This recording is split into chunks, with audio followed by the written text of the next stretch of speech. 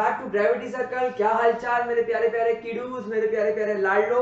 Okay guys, तो अब हम लोग इलेक्ट्रोकेमिस्ट्री जल्दी जल्दी रिवाइज कर लेते हैं क्योंकि अब आप लोगों का बोर्ड एग्जाम बहुत नजदीक आ चुका है। आई थिंक आपका पहला एग्जाम हो चुका होगा और हमारे क्रैश कोर्स में मैंने आप लोगों को ऑर्गेनिक कंप्लीट करा दिया, इनऑर्गेनिक कंप्लीट करा दिया, फिजिकल हम ऑलरेडी बहुत अच्छे तरीके से पढ़ चुके थे, लेकिन फिर भी मैंने सोचा कि एक बार आप लोगों के साथ में फिजिकल केमिस्ट्री रिवाइज कर लिया जाए एंड जो हमारा नया सेशन है फिर हम लोग उसको स्टार्ट करने की तरफ बढ़ेंगे।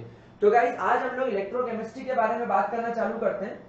बिल्कुल बेसिक सी बात करना शुरू करूंगा, ज्यादा टेंशन लेने वाली बात नहीं है इस चैप्टर में। इलेक्ट्रोकेमिस्ट्री क्या है? Electrochemistry is the branch of chemistry. Electrochemistry क्या है मेरे प्यारे बच्चों? It is the branch of chemistry that deals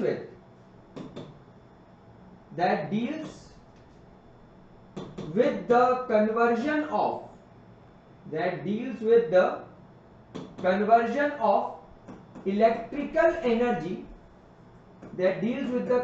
of electrical energy into chemical energy। आपकी इलेक्ट्रिकल एनर्जी को केमिकल एनर्जी में कैसे कन्वर्ट करना है इस पर डिपेंड करेगा और आपके केमिकल एनर्जी को इलेक्ट्रिकल एनर्जी में कन्वर्ट करने में आपकी मदद करेगा। मतलब टेक्निकली बात क्या है, आप यहां पर सेल्स का इस्तेमाल करोगे। सबसे पहला सेल जो हम पढ़ेंगे उसको बोलते हैं इलेक्ट्रोकेमिकल सेल। इलेक्ट्रोकेमिकल सेल क्या करता है मेरे प्यारे बच्चों? आपकी केमिकल एनर्जी का इस्तेमाल करके उसे इलेक्ट्रिकल एनर्जी में कन्वर्ट करता है। आपके घरों में लगे हुए इन्वर्टर जो कि बिजली जाने पर आपके बैटरी की पावर का इस्तेमाल करके आपके घरों में रोशनी सप्लाई करते हैं और इलेक्ट्रिकल एनर्जी को केमिकल एनर्जी में कन्वर्ट करने का काम करेगा आपका इलेक्ट्रोलाइटिक सेल, जो इलेक्ट्रिसिटी को इस्तेमाल करके अपने अंदर मौजूद रिएक्टेंट्स को रिएक्ट करके केमिकल चेंजेस करके आपको देगा, उसको बोलते हैं इलेक्ट्रोलाइटिक सेल। तो बेसिकली हम यहाँ पर इन दोनों चीजों के बारे में बात करने वाले हैं। शुरू करते हैं। सबसे पहले हम लोग एक इंपॉर्टेंट बात जो मैं आपके साथ में पहले डिस्कस कर लूं। Guys Oswal Gurukul, I hope आप लोग सब इस बुक को जानते होंगे। ओसवाल गुरुकुल नाम की ये जो बुक है ये अभी अभी मार्केट में आई है एंड ये बुक मैं आप लोगों को इसलिए रेकमेंड कर रहा हूं गाइस क्योंकि ये बुक आप लोगों के फिजिक्स, केमिस्ट्री और मैथमेटिक्स के पीवाईक्यूज के ऊपर बेस्ड है और ये आप लोगों को आईआईटी जेई के जेई मेन और जेई एडवांस के सॉल्व पेपर प्रोवाइड कर रहे हैं। एंड गाइस ये बुक मैंने पर्सनली देखी है, ओसवाल ने मुझे ये बुक भेजी है एंड ये बुक्स मैंने देखी है एंड पर्सनली मुझे ये बुक्स बहुत पसंद आई है क्योंकि अगर आप लोग कॉन्सेप्ट पढ़ लेते हो, आप क्वेश्चन प्रैक्टिस कर लेते हो, लेकिन अगर आप पीवाईक्यू सॉल्व करोगे तो आपको पता चलेगा कि किस लेवल के क्वेश्चंस आ रहे हैं। और गाइस पूरी डिजिटलाइज बुक है तो आप लोगों के पास में ये बुक डेफिनेटली होना चाहिए। आप फ्लिपकार्ट, Amazon या oswalpublishers.com से इस बुक को परचेज कर सकते हो। लिंक मैंने डिस्क्रिप्शन बॉक्स में दे दिया है, जरूर देख लेना। आगे बढ़ते हैं और मैं आपको इस चैप्टर का ऑलरेडी इंट्रोडक्शन दे चुका हूं। इस चैप्टर के अंदर हम सबसे पहले पढ़ेंगे इलेक्ट्रोकेमिकल सेल।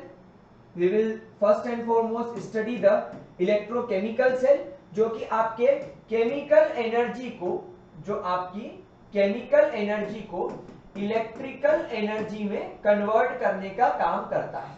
उसके अलावा हम लोग पढ़ेंगे इसके अंदर इलेक्ट्रोलाइटिक सेल जिसके अंदर हम लोग इलेक्ट्रोलिसिस करेंगे, यानी हम लोग उसके अंदर आपकी इलेक्ट्रिकल एनर्जी को कन्वर्ट करने वाले हैं केमिकल एनर्जी के अंदर। आई होप आप लोगों को इस चैप्टर का जो मेजर प्रोसेस है, जो मेजर काम है वो अच्छे तरीके से समझ में आ गया होगा। अब आगे बढ़ते हैं और सबसे पहले हम लोग इलेक्ट्रोकेमिकल सेल के बारे में बात करते हैं। गाइस आई होप आप सब लोगों को इलेक्ट्रोकेमिकल सेल के बारे में पता ही होगा। इलेक्ट्रोकेमिकल सेल कैसे बनता है? आप यहाँ पर एक चेंबर लेते हैं जिसमें आप कॉपर सल्फेट का अगर सॉल्यूशन डाल रहे हैं तो आपको ये जो इलेक्ट्रोड लेना है ये भी कॉपर का लेना होगा।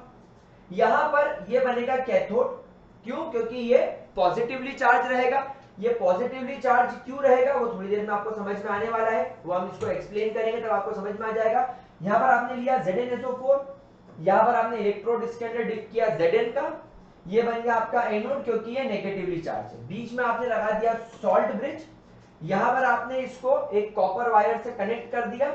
यहां पर हम लोगों ने एक वोल्ट मीटर लगा दिया है जो आपके एम्पियर्स को यानी आपके करंट को मेजर कर रहा है। आप यहाँ पर देख सकते हैं ये इलेक्ट्रॉन यानी ये फ्लो ऑफ इलेक्ट्रॉन शो कर रहा है, यानी कि आपका इलेक्ट्रॉन कहां से कहां फ्लो कर रहा है, एनोड से कैथोड की तरफ। तो आप देख सकते हैं कि आपका करंट किधर फ्लो कर रहा है, अपोजिट डायरेक्शन में, यानी कैथोड से एनोड की तरफ। गाइस इस तरीके के सेल को इलेक्ट्रोकेमिकल सेल बोला जाता है, यानी इसको आप डैनियल सेल भी बोल सकते हो। क्या इसके अंदर कोई दिक्कत, क्या इसके अंदर कोई परेशानी ना। इस सेल के अंदर सब बेसिक बातें मैं आपको जल्दी जल्दी बताने की कोशिश करता हूं। गाइस आपका जो जिंक होता है, जिंक क्या करता है, जिंक अपने आप को ऑक्सीडाइज कर देता है 2 इलेक्ट्रॉन छोड़कर। आपको शायद तभी यहां पर ये इलेक्ट्रॉन जिंक की तरफ से निकलते हुए दिखाई दे रहे हैं। क्या आपको मेरी बात समझ में आ रही है?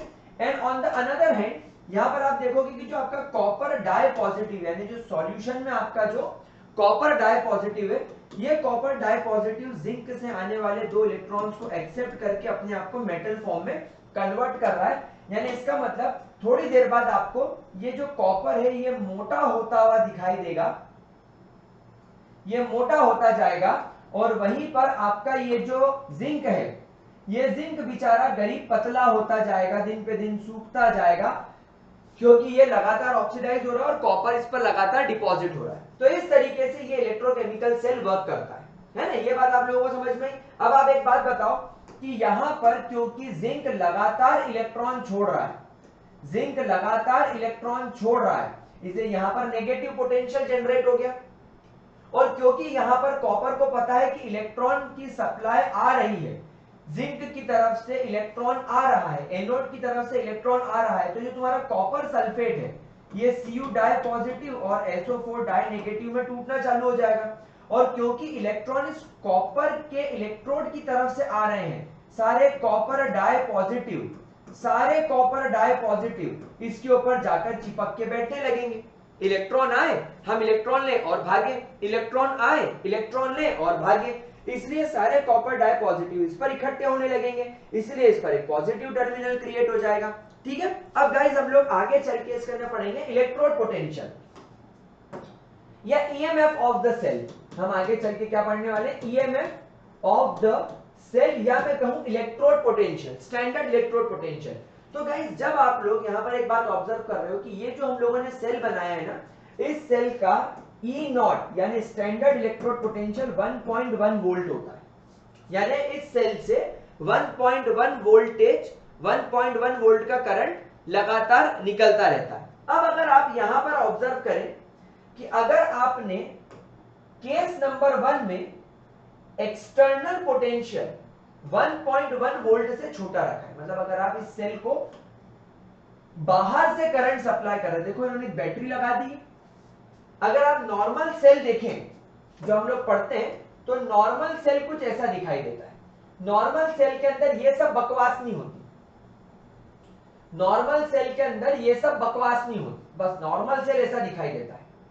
एक वोल्ट मीटर कनेक्ट है, वायर है, उससे इलेक्ट्रॉन इधर से इधर जा रहा है, करंट इधर से इधर जा रहा है। लेकिन अब आपने क्या करा, इस सेल में एक्सटर्नल पोटेंशियल लगा दिया, बाहर से बैटरी कनेक्ट कर दी, और वो बैटरी का एक्सटर्नल पोटेंशियल 1.1 वोल्ट से छोटा है। तो जब एक्सटर्नल पोटेंशियल 1.1 वोल्ट से छोटा है, तो इलेक्ट्रॉन नॉर्मली जिंक से कॉपर की तरफ मूव करेंगे। आपका कॉपर डिसॉल्व होगा एनोड पर एंड कॉपर डिपॉजिट होगा कैथोड पर, और करंट कॉपर से जिंक की तरफ नॉर्मली हैप्पीली मूव करेगा। लेकिन अगर बाय चांस हम लोगों ने एक्सटर्नल पोटेंशियल 1.1 वोल्ट के बराबर कर दिया, मतलब हमने एक्सटर्नल पोटेंशियल जो दिया वो भी 1.1 वोल्ट रखा, और आपका जो सेल का पोटेंशियल है अगर वो भी 1.1 वोल्ट हो गया, तब आप देखो इसके अंदर नेट फ्लो ऑफ करंट 0 हो गया। आप देखो यहां पर वोल्ट मीटर का साइन देखो ऊपर की तरफ चला गया, यानी कोई डिफ्लेक्शन नहीं आ रहा है। इसके पहले अगर आप यहां पर ऑब्जर्व करोगे तो देखो वोल्ट मीटर का साइन थोड़ा तिरछा है, मतलब जिस तरफ इलेक्ट्रॉन जा रहा है ना, ये वोल्ट मीटर का कांटा उस तरफ झुक जाता है। लेकिन यहां पर देखो ये सीधा हो गया, तो जब आपका एक्सटर्नल पोटेंशियल 1.1 वोल्ट के बराबर हो जाएगा तो कोई करंट नहीं फ्लो होगा, कोई केमिकल रिएक्शन नहीं होगी। तो इस बात से प्रूव हो गया कि इस सेल का पोटेंशियल 1.1 वोल्ट है, हाँ या ना? Very good.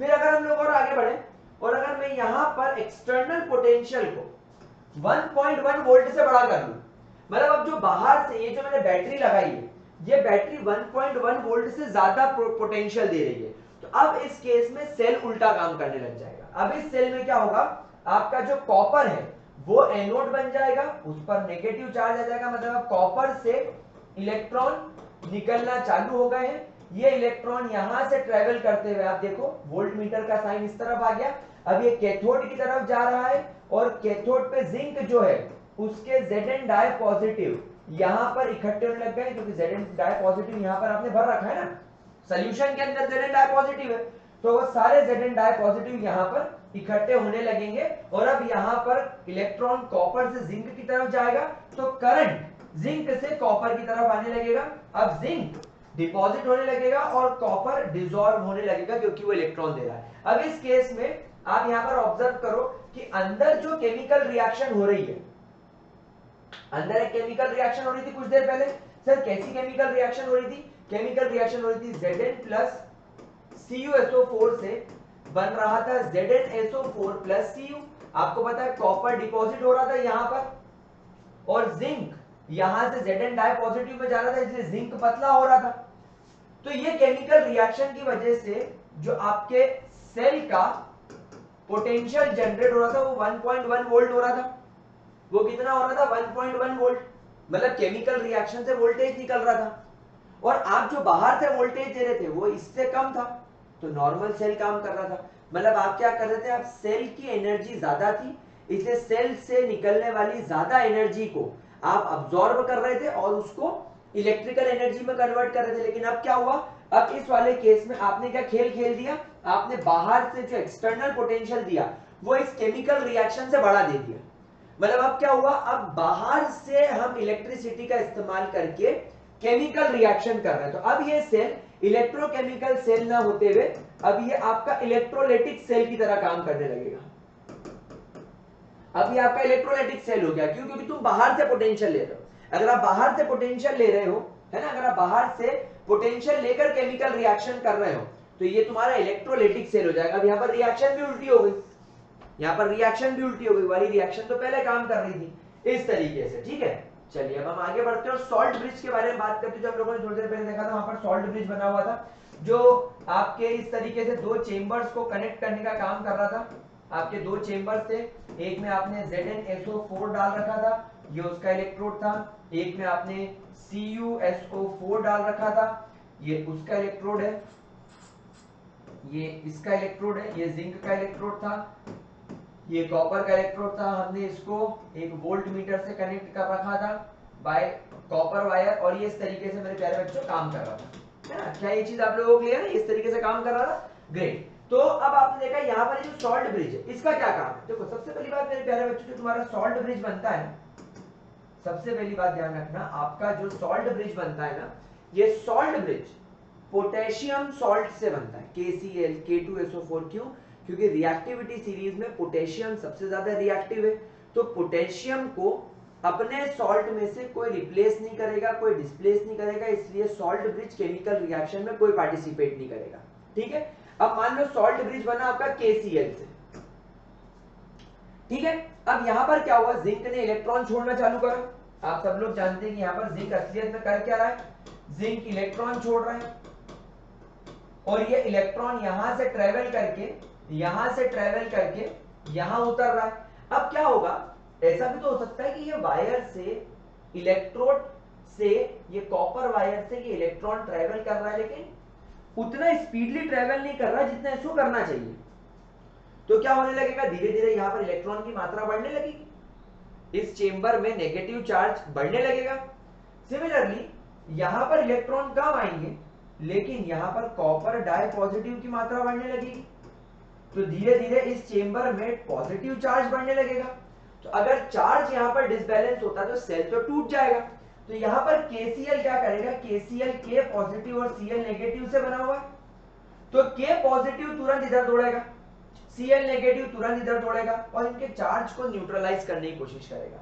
तो basically it prevent the net accumulation of charge in either of the component, और क्योंकि ये चार्ज न्यूट्रलाइज करने लगेगा तो इलेक्ट्रॉन की प्रॉपर कंडक्टिविटी मेंटेन रहेगी। तो सॉल्ट ब्रिज का काम ये होता है कि ये चार्ज को एक्यूमुलेट ना होने दे और इलेक्ट्रिकल कंडक्टिविटी को यानी फ्लो ऑफ इलेक्ट्रॉन को मेंटेन करके रखे। अगला टॉपिक आता है electrode potential. So guys Unacademy से आगे एक बहुत औसम सा अपडेट। अनअकैडमी पर 30 अप्रैल तक एक ऑफर चल रहा है कि अगर आप 45 डेज का सब्सक्रिप्शन ट्रायल लेना चाहते हैं तो जस्ट 299 रुपीज में अवेलेबल है और इसके अंदर आप अनअकैडमी पर सारी प्लस क्लासेस अटेंड कर सकते हो। ये ऑफर 9 से 12 तक की हर कैटेगरी के लिए है। लिंक मैंने डिस्क्रिप्शन बॉक्स में दे रखा है and as you all know आपको मेरा कोड यूज करना है, that is gravity and link description box में। Don't forget to check it out. Electrode potential, अब हम लोग यहाँ पर बात करने वाले गाइस इलेक्ट्रोड पोटेंशियल के। आई एम सॉरी इसके पहले वाले पार्ट में थोड़ा सा वॉइस में इशू आ रहा होगा आप लोगों को, बट आई होप आप वॉइस ठीक हुई होगी। थोड़ा सा सेटअप में चेंज किया है। आप लोग सोच रहे होंगे ना बहुत दिन से मृत्युंजय सर का वीडियो नहीं आ रहा है, तो कुछ सेटअप में चेंजेस करें गाइस, तो इस वजह से थोड़ा सा करना पड़ता है। क्या करें, थोड़ा सा चेंजेस जरूरी है लाइफ में। तो चलो आगे बढ़ते हैं, टाइम वेस्ट नहीं करते। इलेक्ट्रोड पोटेंशियल गाइस देखो, सबसे पहली बात तो आप एक बात समझो कि आपका जो इलेक्ट्रोकेमिकल सेल है उसमें एक सॉल्ट ब्रिज लगा हुआ है। ये आपका एक इस तरीके से इलेक्ट्रोड लगे हुए आपको लग रहा होगा। बार बार मैं साइड में क्या देख रहा हूँ, मॉनिटर पे मॉनिटर कर सकता हूँ, स्क्रीन वगैरह तो नहीं कट रही है, बिल्कुल बढ़िया चल रहा है। तो यहाँ पर आप देखो, यहाँ पर हमने सॉल्यूशन भरा, तो यहाँ पर क्या है, ये आपका इलेक्ट्रोलाइटिक सोल्यूशन है, LYELECTRO LYT, ये आपका इलेक्ट्रोलाइट का सोल्यूशन है और ये आपका इलेक्ट्रोड है। तो बेसिकली इलेक्ट्रोड का अपना खुद का एक पोटेंशियल होगा और इलेक्ट्रोलाइटिक सोल्यूशन का अपना खुद का एक पोटेंशियल होगा। पोटेंशियल मतलब वोल्ट्स में, आप लोगों को पता ना ये टर्म, फिजिक्स में आपने पढ़ा ना पोटेंशियल, यस। तो दोनों का पोटेंशियल होगा, तो इन दोनों के पोटेंशियल के डिफरेंस को इलेक्ट्रोड पोटेंशियल बोला जाता है। यानी कि इलेक्ट्रोड के ऊपर एक पोटेंशियल जनरेट हो जाता है, उसे बोला जाता है इलेक्ट्रोड पोटेंशियल। तो हम लोग या तो इसको ऐसा डिफाइन कर सकते हैं इलेक्ट्रोड पोटेंशियल को, that the potential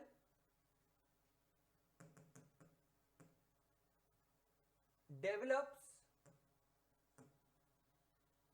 on electrode due to the difference in potential between electrode and electrolyte solution, between electrode and electrolyte solution।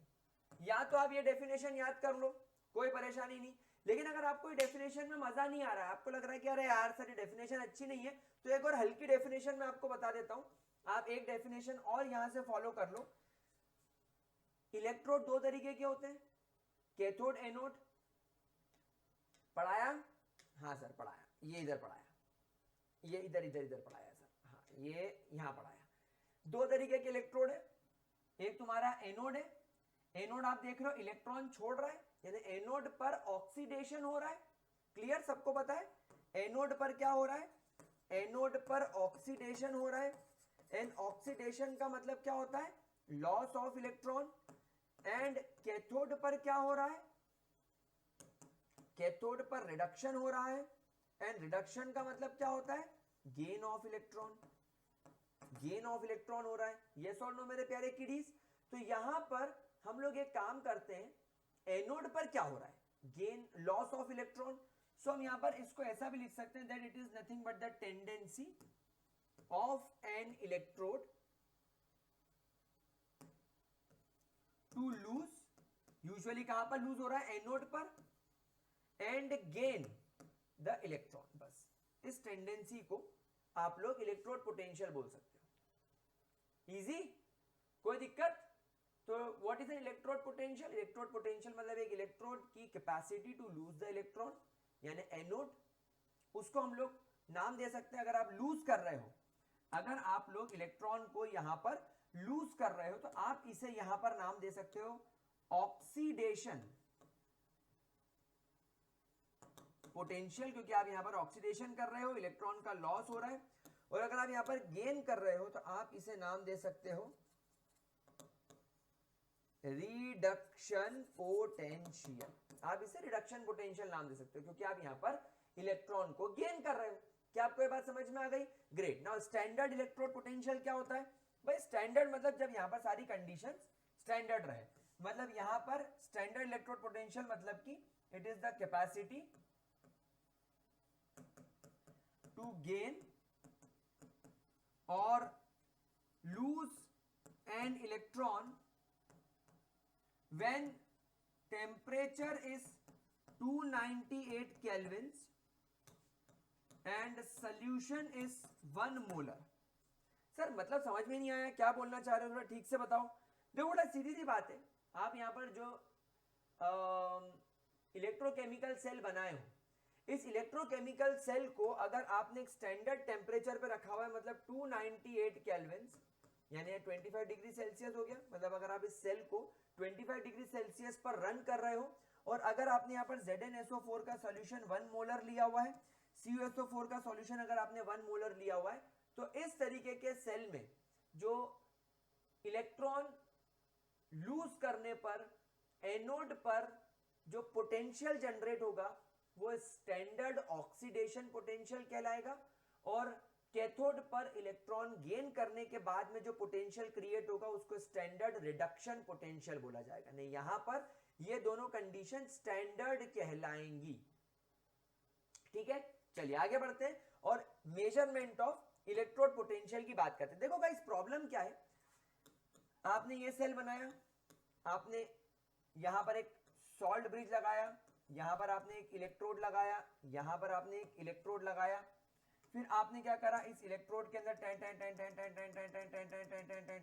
Solution भर दिया, आपने इसमें भी सोल्यूशन भर दिया, आपने इसको वोल्ट मीटर से कनेक्ट करके ऐसा कनेक्ट कर दिया, बिल्कुल चकाचक कर दिया। अब आप एक बात समझो मेरे प्यारे बच्चों, इसके अंदर जो बात हो रही है आप उसको समझो कि यहां पर जिंक और zinc sulphate, zinc being more reactive, zinc अपना इलेक्ट्रॉन छोड़ के खुद को ऑक्सीडाइज करने की कोशिश करेगा, एंड यहां पर जो कॉपर सल्फेट है, और ये आपका कॉपर, तो जो तुम्हारा कॉपर सल्फेट है ये कॉपर डाई पॉजिटिव 2 इलेक्ट्रॉन लेकर खुद को रिड्यूस करने की कोशिश करेगा। तो आपको यहां पर जो वोल्ट मीटर में जो रीडिंग मिलेगी ये आपको सेल का टोटल, ये आपको सेल का पोटेंशियल बता रहा है 1.1 वोल्ट। मतलब सेल बनाने पर आपको जो पोटेंशियल मिल रहा है ये कंप्लीट सेल का है। हमसे यहां पर पूछा जा रहा है एक पर्टिकुलर इलेक्ट्रोड का पोटेंशियल कितना है, मतलब अगर आपका ये एनोड है तो एनोड का इंडिविजुअल पोटेंशियल कितना है और कैथोड का इंडिविजुअल पोटेंशियल कितना है। मतलब ये तो ये बात हो गई कि एक घर में 2 लोग रहते हैं और उन 2 लोगों के लिए कंबाइनली 20 रोटी बन रही है। तो आपको लग रहा होगा 2 लोग मिलके 20 रोटी खा रहे हैं, मतलब 10-10 रोटी दोनों भाई खा रहे होंगे। तो क्या ऐसा है? नहीं हो सकता। एक भाई 16 रोटी खा रहा हो, भूखमरा हो वो, और दूसरा भाई बेचारा गरीब हो 4 रोटी खा रहा हो। तो आपको पता कैसे चलेगा कि एक पर्टिकुलर पर्सन कितनी रोटी खा रहा है? तो उसके लिए हमारे पास में एक टेक्निक है, एक दिन एक भाई का उपवास रखवा दो, एक दिन एक भाई का उपवास रख दो। जो भूखमरा है, जो 16 रोटी खा रहा है, बोलो कि आज तू रोटी नहीं खाएगा, आज तेरा उपवास है, आज तू दिन भर कुछ नहीं खाएगा, सिर्फ पानी पिएगा, चाय पिएगा, दूध पिएगा। तो जो दूसरा वाला भाई है उसके लिए 4 ही रोटी बनेगी, क्योंकि वो तो 4 रोटी खाता है। तो आपको पता चल जाएगा अच्छा ये भाई 4 रोटी खाता है तो तू 4 रोटी खाता है। फिर टोटल रोज 20 बनती थी, 20 में 4 माइनस करा 16, मतलब ये भूखमरा 16 रोटी खाता है। क्या आपको बात समझ में आई? कॉन्सेप्ट क्लियर हुआ? ठीक उसी प्रकार आपके इलेक्ट्रोड के अंदर भी ये प्रॉब्लम होती है कि आप जब सेल बनाते हो तो आपको जो शुरुआत में मैंने वैल्यू बताई थी कंप्लीट सेल का पोटेंशियल है, इसमें एनोड कैथोड दोनों का कंट्रीब्यूशन है। लेकिन हमें पूछा गया कि सिर्फ एक पर्टिकुलर इलेक्ट्रोड का क्या करें, तो उसको पता लगाने के लिए हमने स्टैंडर्ड हाइड्रोजन इलेक्ट्रोड बनाया। स्टैंडर्ड हाइड्रोजन इलेक्ट्रोड बनाने के लिए क्या किया जाता है प्यारे बच्चों, हम यहां पर एक ग्लास की ट्यूब लेते हैं जो आपको दिख रही है, हमने इसके अंदर एक प्लेटिनम वायर उतारा, और यहां पर आप देखो हमने finally divided platinum coated on a platinum foil, यहां पर हमने एक प्लेटिनम की फॉइल लगा दी। एक्चुअली प्लेटिनम क्या लीस्ट रिएक्टिव मेटल है ना, तो इसलिए वो यहां पर यूज किया जाता है। क्योंकि क्या होता है कि प्लेटिनम की जगह अगर आप कोई दूसरा मेटल लगा दोगे तो वो हो सकता है आपकी केमिकल रिएक्शन में पार्टिसिपेट करने लग जाए। इसीलिए इस चीज से बचने के लिए दुनिया का लीस्ट रिएक्टिव मेटल प्लेटिनम, और प्लेटिनम का वायर इस्तेमाल किया जाता है। अब एक कांच का बीकर ले लिया जाता है, बीकर के अंदर 1 मोलर एसिड भर दिया जाता है, H पॉजिटिव, मतलब हो सकता है आपने यहाँ पर 1 मोलर H2SO4 ले लिया हो सकता है यहाँ पर आपने 1 मोलर HCl ले लिया, कोई फर्क नहीं पड़ता। और यहाँ पर आप 1 बार प्रेशर पर हाइड्रोजन गैस ऊपर से अंदर डालते हो, आप देखो यहाँ पर हाइड्रोजन गैस के बबल्स दिखाई दे रहे हैं। तो अब इस सेल की खासियत क्या है, इस इलेक्ट्रोड की खासियत क्या है, इस इलेक्ट्रोड का खुद का पोटेंशियल, खुद का स्टैंडर्ड पोटेंशियल 0.00 वोल्ट होता है। इसका खुद का कोई पोटेंशियल नहीं होता, मतलब इसका उपवास है ये वो भाई है जो आज 0 रोटी खाएगा, मतलब इस सेल का अपना खुद का कोई पोटेंशियल नहीं है। आई बात समझ में? अब आपने मान लो इस सेल को उठाकर एनोड पर लगा दिया, इस सेल को उठाकर आपने एनोड पर लगा दिया। अब एनोड पर लगने की वजह से इसका पोटेंशियल तो जीरो है, अब इसका पोटेंशियल जीरो हो गया। अब आपने सेल को ऑन करा, आपको वोल्ट मीटर की मदद से सेल का पोटेंशियल पता चला। मान लो इस सेल का पोटेंशियल आपको पता चला -0.74 वोल्ट, तो आपको समझ में आ जाएगा कि अच्छा ये कैथोड का पोटेंशियल है, क्योंकि इसका पोटेंशियल तो जीरो है और सेल का पोटेंशियल आ रहा है इतना। तो सेल का पोटेंशियल अगर इतना है और इसका पोटेंशियल जीरो है, मतलब ये कॉपर का ही पोटेंशियल होगा, आई मीन तुम्हारे कैथोड का ही पोटेंशियल होगा। अब मान लो आपने इसको एनोड की जगह पे आपने इसको कैथोड पर रख दिया, और कैथोड पर रखने की वजह से लेट से इसका पोटेंशियल +1.0 वोल्ट आ रहा है। एक रैंडम केस बता रहा हूं, एग्जैक्ट वैल्यूज नहीं बता रहा हूं, रैंडम केस। तो सेल का पोटेंशियल इतना आ रहा है। अब यहां पर ये SHE पे लगा हुआ है, मतलब यहां पर हमने कॉपर की जगह पे क्या रख दिया, SHE रख दिया, तो इसका पोटेंशियल जीरो है, तब भी सेल का पोटेंशियल इतना आ रहा है, मतलब कि ये एनोड का पोटेंशियल होगा। तो इस तरीके से स्टैंडर्ड इलेक्ट्रोड पोटेंशियल का इस्तेमाल किया जाता है।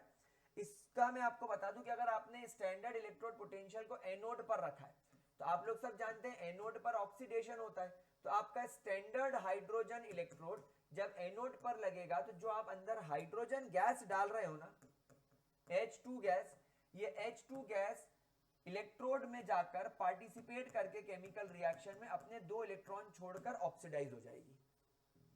इसका पोटेंशियल यहां पर जीरो ही रहेगा, ध्यान रखना, ये जीरो पोटेंशियल पर रहेगी। अगर आपने इसको एनोड की जगह पर, अगर आप चाहते हैं कि मैं इसको कैथोड पर यूज करूं, तो आप लोग सब जानते हैं कैथोड पर तो रिडक्शन होता है सर। तो कैथोड पर रिडक्शन होने की वजह से यहां पर क्या होगा, आपके जो 2 ये एसिड आपने यहां पर अंदर डाला था, ये एसिड क्या रिलीज करता है, एसिड प्रोटॉन रिलीज करता है। एसिड क्या करता है, एसिड प्रोटॉन रिलीज करता है, तो इसके पास में प्रोटॉन भी अवेलेबल है। तो जो तुम्हारा प्रोटॉन है, ये 2 प्रोटॉन 2 इलेक्ट्रॉन एक्सेप्ट करके हाइड्रोजन गैस बन जाते हैं, और हाइड्रोजन गैस बन के बबल बना के बुलबुल बुलबुल बुलबुल बुलबुल करते हैं। तुमको ये जो जा रहे हैं ये जाते हुए दिखते हैं। क्या ये बात समझ में आई मेरे प्यारे बच्चों? यहां पर भी इसका स्टैंडर्ड पोटेंशियल 0.00 वोल्ट ही रहेगा। क्या ये चीज क्लियर हो रही है मेरे प्यारे किडूस को, मेरे प्यारे लाडलो, गुलजारी लालो, मेरे बच्चों, मेरे बकुड़ों, क्या बात क्लियर हो रही है? तो इस तरीके से स्टैंडर्ड हाइड्रोजन इलेक्ट्रोड की मदद से हम इलेक्ट्रोड पोटेंशियल निकालते हैं। अब गाइस आपके सामने एक इलेक्ट्रोड पोटेंशियल का चार्ट है, आप यहां पर खुद ऑब्जर्व करो कि इलेक्ट्रोड पोटेंशियल का मतलब क्या है। देखो सबसे पहले एक बात समझना, according to IUPAC convention, according to IUPAC आपका स्टैंडर्ड रिडक्शन पोटेंशियल जो है, स्टैंडर्ड रिडक्शन पोटेंशियल जो है, हम इसे स्टैंडर्ड पोटेंशियल मानकर चलेंगे।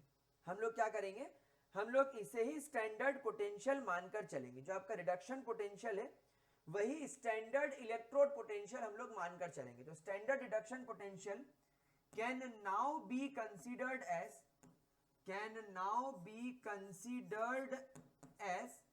standard electrode potential। ऐसा क्यों भाई, मुझे एक बात बताओ ना, अगर मुझे रिडक्शन पोटेंशियल मिल जाए तो मैं ऑक्सीडेशन पोटेंशियल तो अपने आप निकाल सकता हूं, क्योंकि सेल तो बना हुआ है ना, मेरे पास सेल बना हुआ है, सेल का पोटेंशियल है।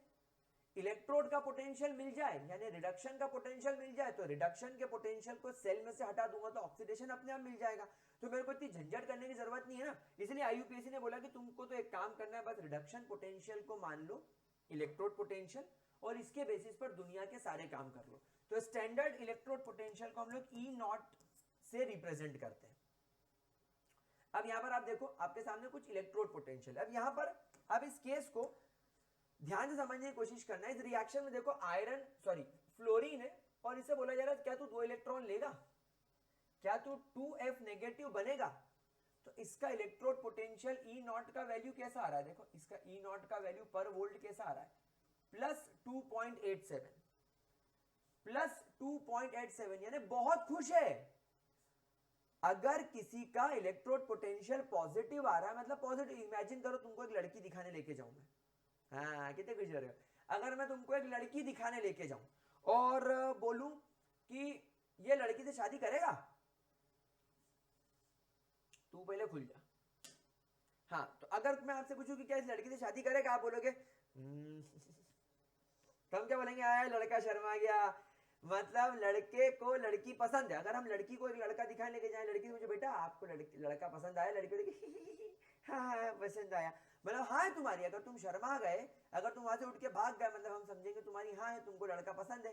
ठीक उसी तरह तुम्हारा पॉजिटिव रिस्पॉन्स है, पॉजिटिव रिस्पॉन्स है। ठीक उसी तरह अगर आपने फ्लोरीन को बोला इलेक्ट्रॉन लेगा, एफ नेगेटिव बनेगा, इसने प्लस वैल्यू शो करी, मतलब ये करेगा, मतलब ये इलेक्ट्रॉन लेगा। इलेक्ट्रॉन लेगा मतलब ये रिड्यूस होगा, it will get reduce easily. और अगर आप रिड्यूस हो रहे हो तो आप सामने वाले को क्या कर रहे हो, भाई मैंने इलेक्ट्रॉन ले लिए, मैंने इलेक्ट्रॉन किससे लिए होंगे, सामने वाले से।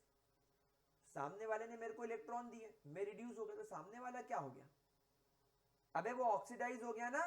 तो इसका मतलब ये है कि एक स्ट्रॉन्ग ऑक्सीडाइजिंग एजेंट है। तो एक बात हमेशा ध्यान रखना, अगर तुम्हारा स्टैंडर्ड रिडक्शन पोटेंशियल, देखो बेटा रिडक्शन की बात चल रही है, रिडक्शन रिडक्शन पोटेंशियल सबको इलेक्ट्रॉन देंगे, ओ करोड़ों रुपए का नुकसान होता हुआ। और मेरी बचपन की इच्छा पूरी होती हुई कि इस पेन के पिछवाड़े में क्या है मैं देखूं, एंड ये इतनी जोर से गिरा कि मुझे पेन का पिछवाड़ा दिख गया, इसके अंदर कुछ भी नहीं है, इसलिए हम इसको करेंगे बंद। ये बंद होगा कि नहीं, ये इसके पीछे भी राज है। आई थिंक ये बंद हो गया, नहीं हुआ, नुकसान भवा, हे भगवान तुझे में ही मिला था, गरीबी में आटा गीला। चलो क्या बता, टूट गया क्या, हाँ ठीक है मेरे प्यारे बच्चों, ठीक है। हाँ तो हम सबको इलेक्ट्रॉन देंगे, देखो हम सबको इलेक्ट्रॉन दे रहे हैं, हम सबको इलेक्ट्रॉन दे रहे हैं, मतलब हम सबको रिड्यूस करने की कोशिश कर रहे हैं। मतलब आईयूपीएसी ने क्या बोला कि मैं तुम सबको रिड्यूस कर लो। अगर आप चाहो तो आप इसका ऑक्सीडेशन वाला पार्ट भी निकाल सकते हो। कैसे, देखो आप मैं इसको उल्टा कर दूं, मतलब मैंने बोला मेरे पास में 2F नेगेटिव है, मैंने बोला 2F नेगेटिव, टूट गया यार ये तो गोइस। हाँ तो मैंने बोला क्या तू 2 इलेक्ट्रॉन छोड़ेगा, क्या तू खुद को ऑक्सीडाइज करेगा, क्या तू एक रिड्यूसिंग एजेंट बनेगा। तो इसके ई नॉट की वैल्यू क्या आएगी, -2.87। समझ गए क्या हुआ, जस्ट इस वैल्यू का साइन बदल जाएगा, ये माइनस में आ जाएगा, ये प्लस में था। मतलब अगर आप रिड्यूस होने के लिए पॉजिटिव वैल्यू शो कर रहे हो तो आप ऑक्सीडाइज होने के लिए एग्जैक्टली उतनी नेगेटिव वैल्यू शो करेगा। तो आईयूपीएसी ने क्या बोला, रिडक्शन से काम चला लो, ऑक्सीडेशन के चक्कर में मत पड़ो, इलेक्ट्रॉन छोड़ना इज अ डिफिकल्ट टास्क, लेना इज एन इजी टास्क, तो तुम इलेक्ट्रॉन लेके काम चला लो। उसके पीछे कोई रॉकेट साइंस नहीं कि आईयूपीएसी ने ऐसा क्यों बोला कि रिडक्शन पोटेंशियल को इलेक्ट्रोड पोटेंशियल मान लो, तुम ऑक्सीडेशन को मान के भी काम कर सकते हो, साइन कन्वेंशन बदल जाएगा। तो हम लोग क्या करते हैं, हम रिडक्शन से ही काम चलाते हैं। अब आप यहां पर ऑब्जर्व करो कि आपका fluorine is the strongest oxidising agent, क्योंकि उसकी वैल्यू सबसे ज्यादा पॉजिटिव है। फिर आप देखो वैल्यू कम होती जा रही है, वैल्यू कम होती जा रही है, देन वैल्यू कम होते होते आप देखो यहां पर आप हाइड्रोजन पर आ गए, ये तुम्हारा हाइड्रोजन इलेक्ट्रोड जिसका पोटेंशियल 0 है। और फिर आप नीचे आते आते अल्टीमेटली आप आ गए लिथियम पर, आपने लिथियम को बोला लिथियम इलेक्ट्रॉन लेगा, लिथियम सॉलिड बनेगा, इसने क्या शो करा, नेगेटिव साइन। बोला नहीं, एक मिनट भी नहीं सोचा, नहीं बिल्कुल नहीं। आप आपको लड़की को एक लड़का दिखाने लगे, लड़का आया, लड़के के दांत ऐसा हंस रहा है, लड़की बोले क्या बाप रे जिंदगी बर्बाद हो जाएगी, भागो रे। तो लड़की से पूछा शादी करेगा, शादी करेगी लड़के से, लड़की बोले चल भाग गई, नहीं करना, नेगेटिव रिस्पॉन्स। वैसे लिथियम से पूछा इलेक्ट्रॉन लेगा, रिड्यूस होगा, इससे बोला नहीं होगा। मतलब इसका मतलब क्या है, इसका मतलब लिथियम क्या चाहता है, इसका मतलब लिथियम ये चाहता है कि अगर लिथियम सॉलिड फॉर्म में हुआ और लिथियम एक इलेक्ट्रॉन छोड़ दे तब उसका पोटेंशियल कितना हो जाएगा, +3.05। इसका जस्ट उल्टा, मतलब लिथियम इलेक्ट्रॉन छोड़ना चाहता है, मतलब वो ऑक्सीडाइज होना चाहता है, वो सामने वाले को रिड्यूस करना चाहता है अपना इलेक्ट्रॉन छोड़ के। इसीलिए लिथियम दुनिया का स्ट्रॉन्गेस्ट रिड्यूसिंग एजेंट है, क्योंकि लिथियम कभी खुद इलेक्ट्रॉन एक्सेप्ट करके रिड्यूस नहीं होगा, लिथियम हमेशा खुद को ऑक्सीडाइज करने की कोशिश करेगा, वो हमेशा इलेक्ट्रॉन छोड़ने की कोशिश करेगा। कॉन्सेप्ट क्लियर हो गया?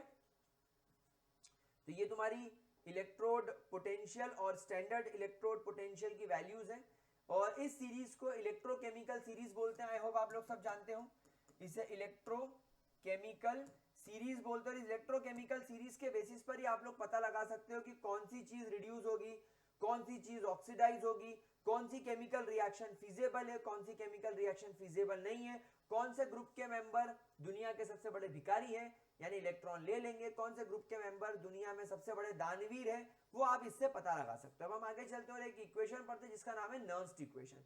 गाइस नर्न्स्ट इक्वेशन पूरी इलेक्ट्रोकेमिकल सेल के ऊपर बेस्ड है। इमेजिन करो एक रिएक्शन हो रही है जिसमें A moles of A B moles of B के साथ रिएक्ट करके C मोल्स ऑफ C और D मोल्स ऑफ D बना रहे हैं। थर्मोडायनेमिक्स हमें बताता है कि अगर आप किसी भी सेल का वर्क डन निकालना चाहते हो, वर्क डन बाय सेल, वो NFE के बराबर होता है, where N is number of electrons, F is Faraday law constant and E is the electrode potential of the cell. आपके सेल का इलेक्ट्रोड पोटेंशियल कितना है या EMF कितना है। जैसा आप लोग जानते हो हम EMF को ही इलेक्ट्रोड पोटेंशियल बोलते हैं। N is the number of electron which are exchange and F is Faraday constant जिसकी वैल्यू 96500 कूलम्स के बराबर होती है। लेकिन थर्मोडायनेमिक्स में अगर मैं गिब्स एनर्जी में जाऊं तो किसी भी बॉडी की गिब्स एनर्जी या मैं कहूं change in Gibbs energy is always equal to negative of the work done. मतलब मेरे बॉडी के द्वारा जितना वर्क डन किया जाएगा उतना मेरी वैल्यू नेगेटिव होती जाएगी। भाई अभी जैसे तुमको पढ़ा रहा हूं तो मेरी एनर्जी डिक्रीज हो रही ना, वैसे अगर एक सेल वर्क डन करेगा तो वो नेगेटिव होता जाएगा, वो गिब्स एनर्जी के चेंज के बराबर होगा ना। Delta G is always equal to minus W। ये दो बातें आपको पता होनी चाहिए। तो अब हम लोग एक काम करें, डेल्टा जी की जगह माइनस W जो है उसमें NFE रख देते, तो ये delta G will become equal to minus NFE। दूसरा, इक्विलिब्रियम चैप्टर के अंदर क्लास 11 में हमने पढ़ा था और थर्मो में भी पढ़ा था, delta G is equal to delta G not. Delta G is change in Gibbs energy at any condition, लेकिन डेल्टा जी मतलब change in Gibbs free energy at standard condition. 1 molar solution हो, solution कैसा हो, 1 molar हो। दूसरी बात, आपके temperature 298 kelvin हो, टेम्परेचर 1 प्रेशर 1 बार या 1 atm हो, ऐसी condition, plus 2.303 RT log Q। Sir log Q में Q क्या है? Q is your constant, reaction constant, equilibrium constant, जिसमें कि आप लोग इक्विलिब्रियम कांस्टेंट को इस तरीके से निकाल सकते हैं, Q is equal to C की पावर C D की पावर D, प्रोडक्ट का कॉन्सेंट्रेशन और प्रोडक्ट के स्टोइचियोमेट्रिक कोएफिशिएंट। तो जितने मोल्स होंगे वो पावर में आ जाएगा और इक्विलिब्रियम पर C और D का जितना कॉन्सेंट्रेशन हो जाएगा वो यहां आ जाएगा, डिवाइडेड बाय A की पावर A और B की पावर B। ये तुम्हारे Q की वैल्यू आ गई। अब डेल्टा G क्या है भाई? देखो normal G, delta G is equal to minus NFE where E is EMF at any condition. अब क्योंकि आप स्टैंडर्ड की बात कर रहे हो तो यहां पर भी स्टैंडर्ड इलेक्ट्रोड पोटेंशियल आ जाएगा, यानी कि इलेक्ट्रोड पोटेंशियल एट 298 केल्विन्स और 1 मोलर इसके अंदर कंसंट्रेशन होना चाहिए सॉल्यूशन का। तो अब हम लोग क्या करें, डेल्टा जी की जगह पे ये रख दें, डेल्टा जी नॉट की जगह पे ये रख दें, बाकी ये पूरा रखे और क्यू की जगह ये रख दे। तो मैंने यहां पर जब वैल्यूज पुटअप करी तो ये मुझे कुछ ऐसा दिखने लगा, minus NFE is equal to minus NFE not plus 2.83 log, और ये हो गया। अब मैं दोनों साइड को अगर माइनस NF से डिवाइड कर लूं तो माइनस NF ये कट जाएगा और यहां डिवीजन में NF आ जाएगा। तो देखो दिखने लगा E is equal to E not, यहां पर आप देखो प्लस था क्योंकि मैंने माइनस NF से डिवाइड किया, तो ये प्लस माइनस में कन्वर्ट हो जाएगा, 2.303 RT डिवाइडेड बाय NF हो गया, लॉग C की पावर C, D की पावर D, A की पावर A, B की पावर B। अब आप जब यहां पर R की वैल्यू रखोगे, जब आप स्टैंडर्ड कंडीशन में टेम्परेचर 298 केल्विन रखोगे, जब आप यहां पर फराडे की जगह 96500 कूलम रखोगे और जब आप इस पूरी वैल्यू को सॉल्व करोगे तो E is equal to E not minus 0.059 upon n बचेगा, लॉग C की पावर C, D की पावर D, A की पावर A, B की power, and this is your Nernst equation. ये है आपकी नर्न्स्ट इक्वेशन।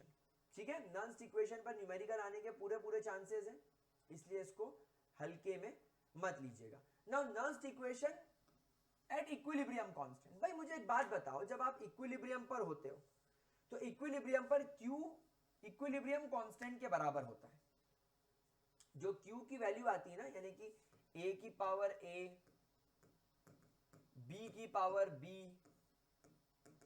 C की पावर C और D की पावर D, ये तुम्हारे जो Q की वैल्यू है ये इक्विलिब्रियम के अलावा भी और किसी कंडीशन पे आप निकाल सकते हो। इट इज नॉट कंपलसरी कि आप Q की वैल्यू, जो रिएक्शन कांस्टेंट है इसकी वैल्यू आप इक्विलिब्रियम पे निकालो। हाँ, इक्विलिब्रियम पर भी निकाल सकते हैं, लेकिन इक्विलिब्रियम पर एग्जैक्टली इक्विलिब्रियम पर निकालने वाली वैल्यू को इक्विलिब्रियम कांस्टेंट बोला जाता है।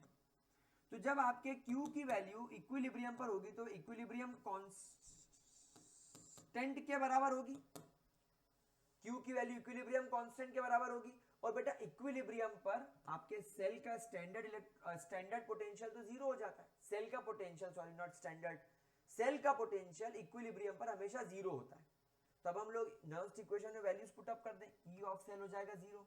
स्टैंडर्ड इलेक्ट्रोड पोटेंशियल की वैल्यू कभी जीरो नहीं होगी इक्विलिब्रियम पे, क्योंकि वो स्टैंडर्ड कंडीशंस है, -0.0591 एंड लॉग के।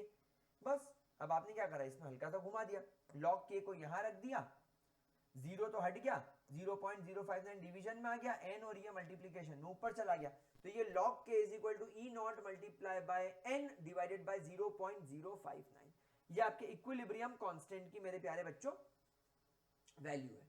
क्या ये चीज क्लियर हो रही है? तो गाइस इसके साथ में मैं अभी अपने चैप्टर का फर्स्ट पार्ट खत्म किया हूं।